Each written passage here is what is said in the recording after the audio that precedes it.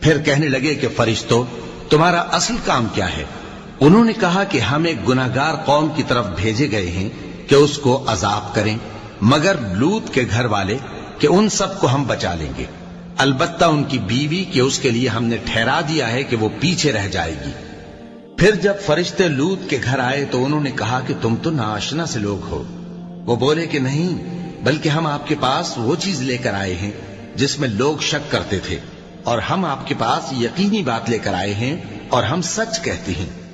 تو آپ کچھ رات رہے سے اپنے گھر والوں کو لے نکلیں اور خود ان کے پیچھے چلیں، اور آپ میں سے کوئی شخص پیچھے مڑ کر نہ دیکھے، اور جہاں آپ کو حکم ہو وہاں چلے جائیے۔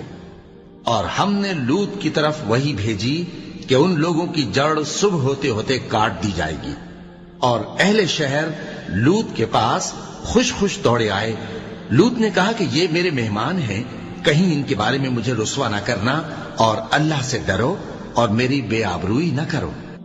وہ بولے، کیا ہم نے تم کو سارے جہان کی حمایت و طرفداری سے منع نہیں کیا؟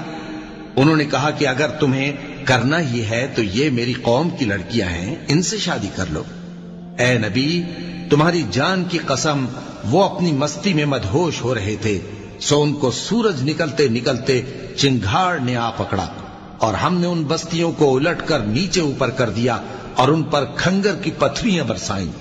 بے شک اس قصے میں اہل فراست کے لیے نشانی ہے، اور وہ بستیاں اب تک شام جانے والے سیدھے رستے پر موجود ہیں۔ بے شک اس میں ایمان لانے والوں کے لیے نشانی ہے۔ اور بن کے رہنے والے یعنی قوم شعیب کے لوگ بھی گناہگار تھے، تو ہم نے ان سے بھی بدلہ لیا، اور یہ دونوں شہر کھلے رستے پر موجود ہیں۔ اور وادی ہجر کے رہنے والوں نے بھی پیغمبروں کی تکذیب کی، ہم نے ان کو اپنی نشانیاں دی اور وہ ان سے منہ پھیرتے رہے، اور وہ پہاڑوں کو تراش تراش کر گھر بناتے تھے کہ امن و اطمینان سے رہیں گے۔ آخر زوردار آواز نے ان کو صبح ہوتے ہوتے آ پکڑا، اور جو کام وہ کرتے تھے وہ ان کے کچھ بھی کام نہ آئے۔ اور ہم نے آسمانوں اور زمین کو اور جو مخلوقات ان میں ہے سب کو تدبیر کے ساتھ پیدا کیا ہے، اور قیامت تو ضرور آ کر رہے گی، تو تم ان لوگوں سے اچھی طرح سے درگزر کرو۔ کچھ شک نہیں کہ تمہارا پروردگار ہی سب کچھ پیدا کرنے والا ہے، جاننے والا ہے۔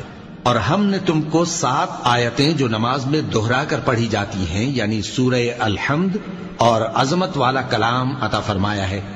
ہم نے کفار کی کئی جماعتوں کو جن کو فوائد دنیاوی سے نواز